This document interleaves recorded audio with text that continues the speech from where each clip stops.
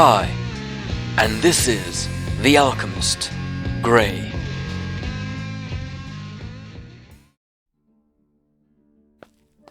I always relished walking through the hallways of Byron Incorporated. The halls were spacious, minimalist, and filled with a black rug that spanned each corridor and each room. There were red accents to the rooms themselves, but these were minimal and didn't obscure the white marbled interior. The view of a now rebuilt city added to the experience. Did I have a time, I too would admire it like the president. Soon my walk came to an end. I knocked thrice on the luxurious, engraved redwood doors that guarded the entrance to the president's office. A hollow voice rang from behind the shut doors. Enter. I abided by the instructions and entered, careful not to crease the black silk suit I had just bought the day before. I straightened myself in the presence the president's office offered. It overlooked the beautiful ancient city from on high, but not too high.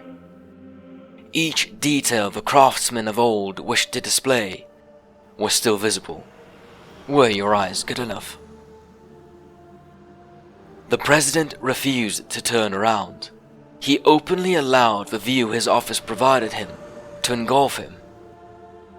He habitually caressed his hazel beard as I reported on the daily company activities. He nodded and inquired on a few points, but spoke minimally. His taciturnity came to an end near the end of a briefing. Additionally, we have prepared the lab for your upcoming experiments. We may commence at your earliest convenience. He finally turned around to look at me. I felt my body stiffen. He has employed me for more than 2 years already, but I still feel reverence towards him and his endeavors. His sunken eyes lit up momentarily before sinking back into their hollow shells. He spoke his full sentence. Thank you, Antonio. You have been a great help ever since your recovery. I'll be down shortly. I applied immediately after being given the Byronic serum and healing. The gratitude I felt at being given a second chance, a chance free from the perpetual torment of the virus, was immeasurable. The virus had melted my flesh daily. Had the president not given me the serum, I would have perished. I bowed slightly. It's my pleasure, President Byron.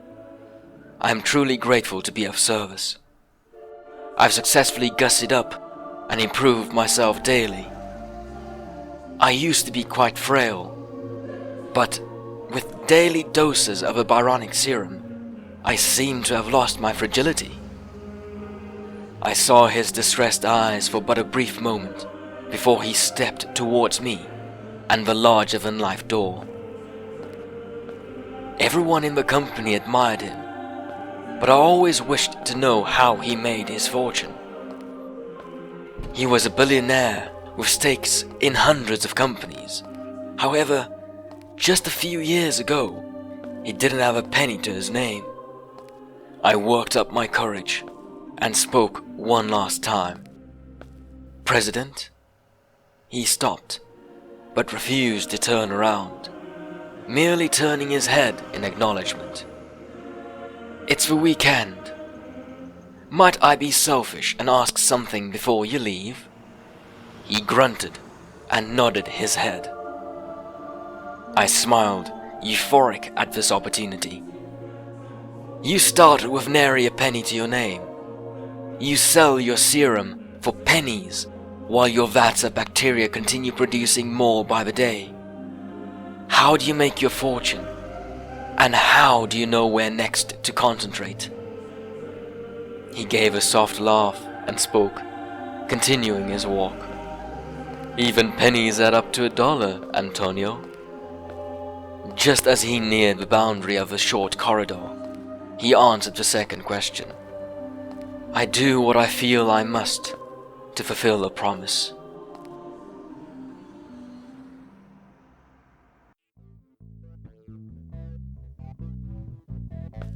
Antonio was one of the few that I was able to save. He was also one of the few that I used as guinea pigs for the demonstrations 2 years ago. I was never sure whether the serum would work. I just made sure that I had enough patience to supplement the tests. I was lucky. Not all of the test demonstrations failed, but a few did. Most notably, those I held for the majority of Africa and Eurasia. As a result, most of them are now within Gaia's domain. I stood in front of the airlocked lab. It had thick, bulletproof windows and more scientific instruments than I would ever have imagined I would own. It was plausibly the most secure and valuable floor of my entire company, and I couldn't have done it without help. It was only with the help of Shayna that I was able to found this company. It was only with her help that I obtained the cooperation of the Greek government. I entered the airlock, donned my medical suit, and entered the sterilized laboratory. I promptly peered over the vats responsible for producing the serum. I incipiently extracted some of the microorganisms which lived symbiotically with my blood. I ensured a purely abstracted environment and quickly found that most of them broke apart. Those that remained were those I used for the serum, which Shayna helpfully dubbed the Byronic serum. She was one of the first people to see the laboratory in all its glory. I showed her the upper deck first, and only after a few minutes of boring explanations did I show her the second level. They packed the vats in neat rows of 7, each capable of producing a few thousand vials of a serum. I sat down on the creaky chair I most often used and peered over data on my computer. All my tests thus far failed. I couldn't pass on my perpetuity. I could only help their healing process. The previous tests I conducted all failed miserably, and there were more that I'd rather forget. I twirled around the chair, grasping my eyes in fatigue. I had to continue. I had to. I made a promise. I stopped and warily looked at the vials of crimson serum. These were the preliminary batch of the eternal dew, as Shayna called it. My blood was what the organisms required to survive, together with many other environmental factors we didn't understand.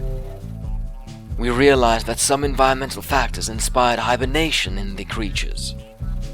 We still haven't pinpointed them all, but we did know that frigid weather helped the process. We tested poisons, food, and eventually even metals, with no experiment providing a definite closure to the matter. I had one more test to administer today, to see whether I could find at least one answer.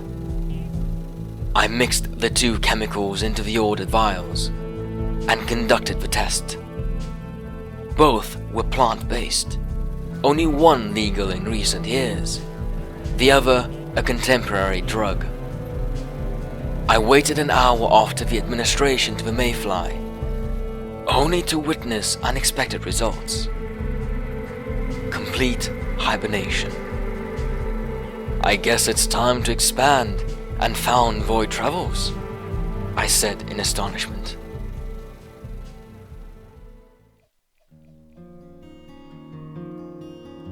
I moved to shake the hand of a tall stranger currently visiting the office.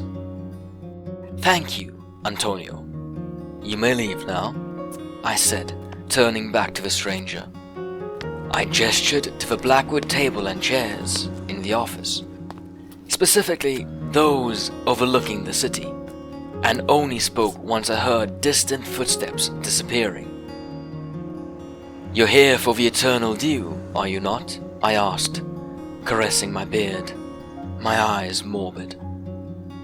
The stranger smiled.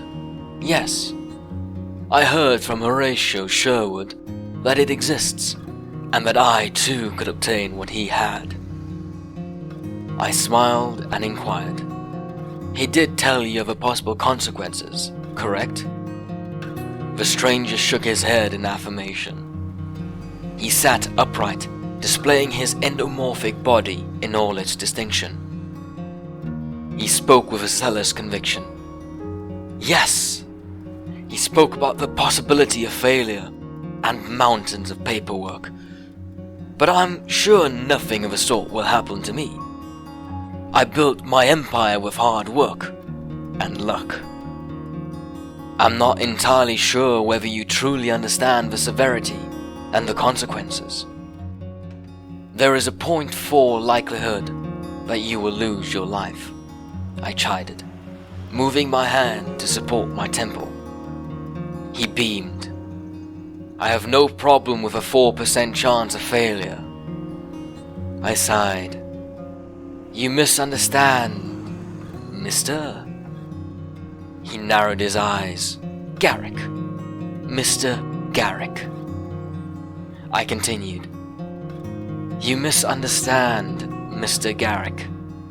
It's not a 4% chance. It's a 40% chance." His eyes opened wide in hysteria, but quickly settled down in a narrow gaze. He mulled his decision, but soon responded with ardor once more. "That is a tad bit higher than I expected. But did I not tell you? I'm proud of my luck." I looked at the stranger. Garrick had shoulder-length blonde hair, penetrating blue eyes, and only wore the most expensive suits. His current attire was lavish beyond regard, and velvet in nature. Statistics don't lie. 4 out of 10 who undergo treatment lose their lives pointlessly, I rebuked. Garrick laughed a hearty laugh. "Mr. Byron, I assure you, I thought through the risks. We all know your serum only delays the inevitable. The virus will continue to mutate. The serum might not be able to protect us forever. What do I have to lose in either case?" I stayed quiet, eyeing the stranger in front of me. "I will ask one more time. Do you have no concerns with the test? Do you have no loved ones who will miss you when you're gone?" He beamed. "I've built my fortune alone, and have no one but myself. I heard all I had to. The cameras recording the office did as well. Now, he only had to sign the contracts and pay the exorbitant fee." I stood up, retrieved a thick hazelnut envelope from my sandalwood desk, and returned wearily to my seat. "Think it over one more time," I stated, giving him the envelope. "I'll give you a fortnight to make your decision."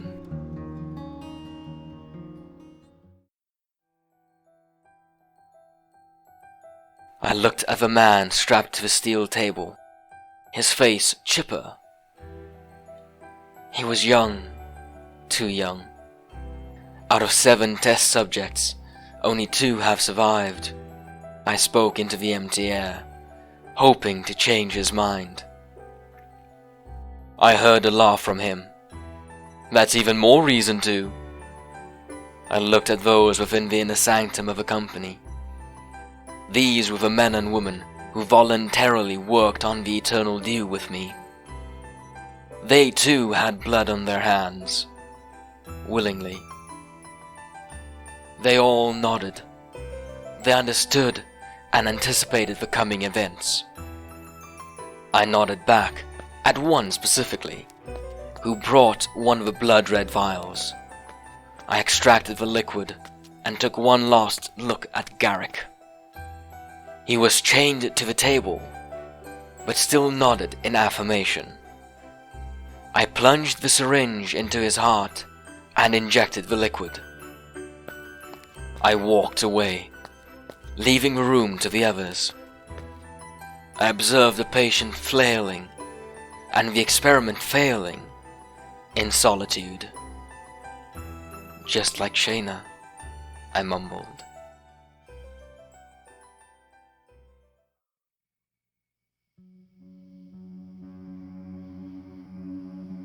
I felt my body toss and turn, but my soul was still barred away within my slumber. I saw my life as it was before Igor. I saw my life after as well. I saw Shayna and the days we spent together. I saw the experiments we conducted as accomplices. I saw the eternal due tests.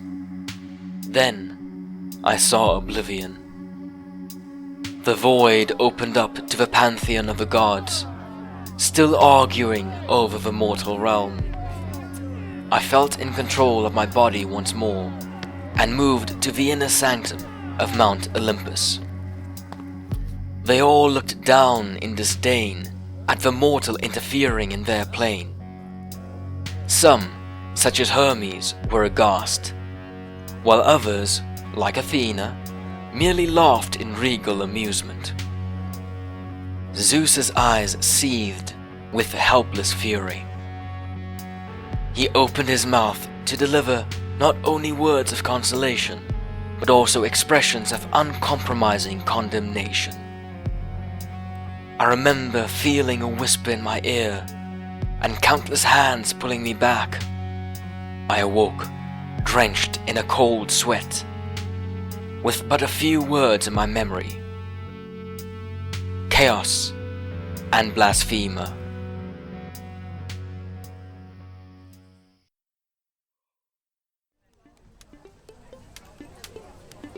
I, like many others, gathered in front of this newly built building.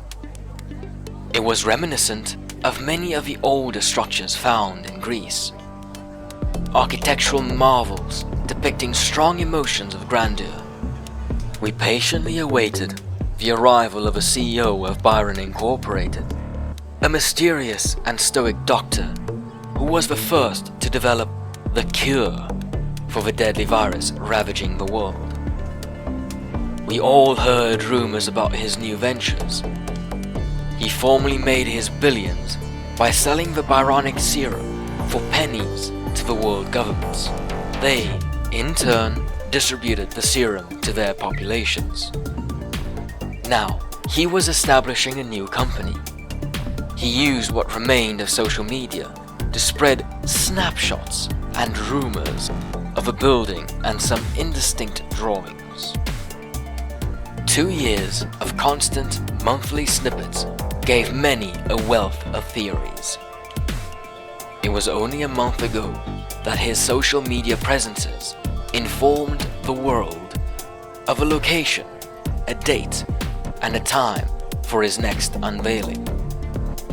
I was the first to see his entourage arrive at the scene. The cars stopped, and one by one, people disembarked from their vehicles. He stood at the forefront of their gathering. They strode with regal elegance toward the podium stationed in front of the new building. Upon arrival, he awaited the crowd's silence and spoke with hollow, etched words. Thank you all for coming to this most auspicious event. I heard some camera shutters in the distance and readied my camera as well. He continued, looking at large clumps of a mob. I'm sure many have heard the rather ridiculous theories as to what secret project I'm dedicating my time. Today, I'm here to reveal said secret.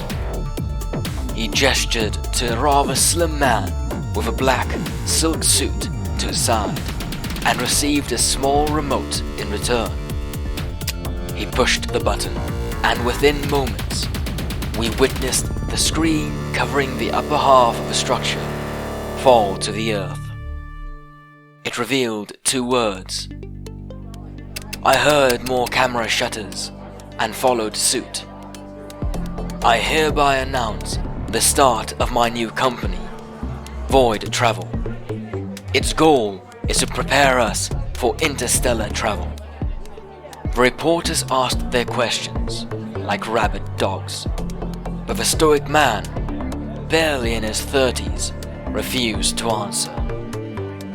He concluded, the company will only hire the best of the best to work on an antimatter engine. Thank you, and left the congregation with his entourage.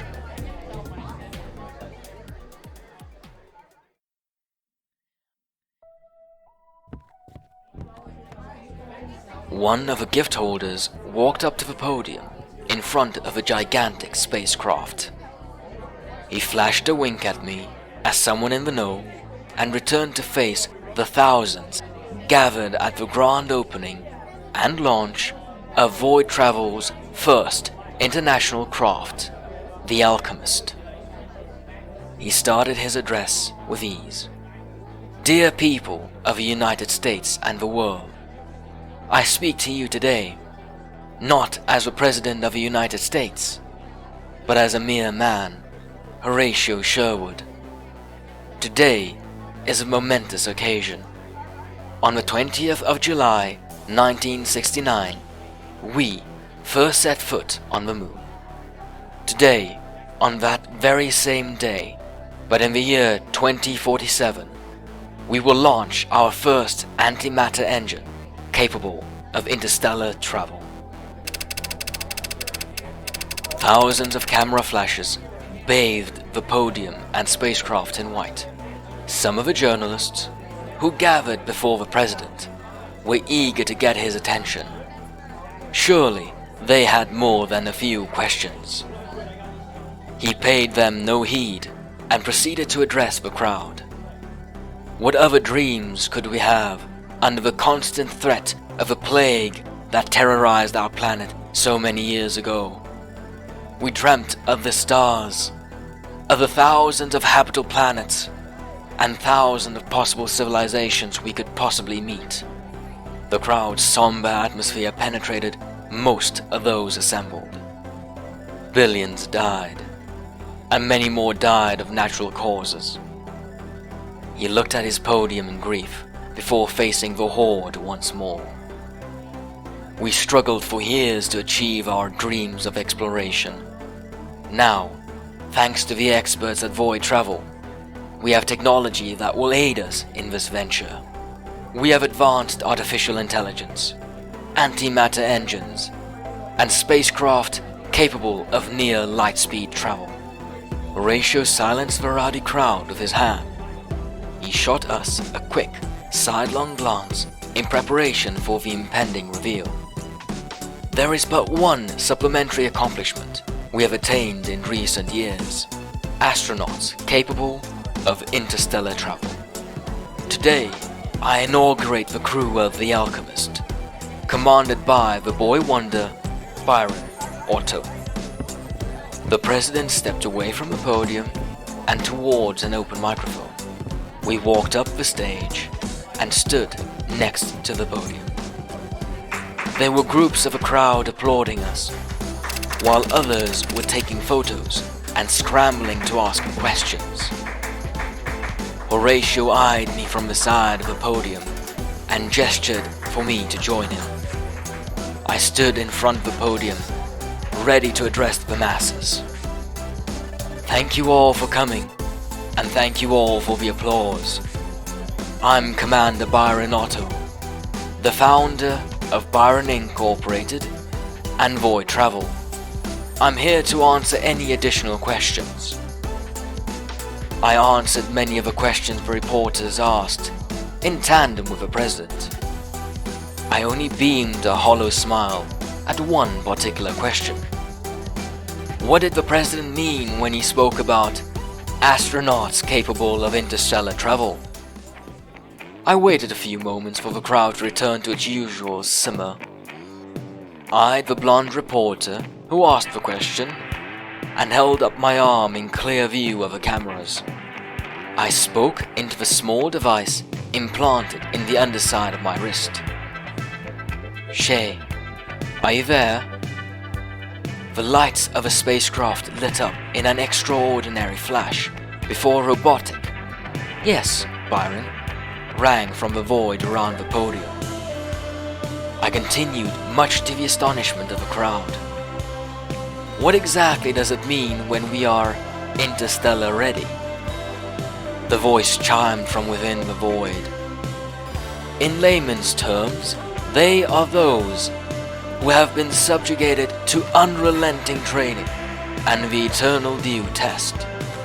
They are capable of cryo-freeze and 100-year missions. Noises abound from within the crowd, but Horatio saved the day with a simple question. What do they call these people? I straightened my face and responded. We are Antenor.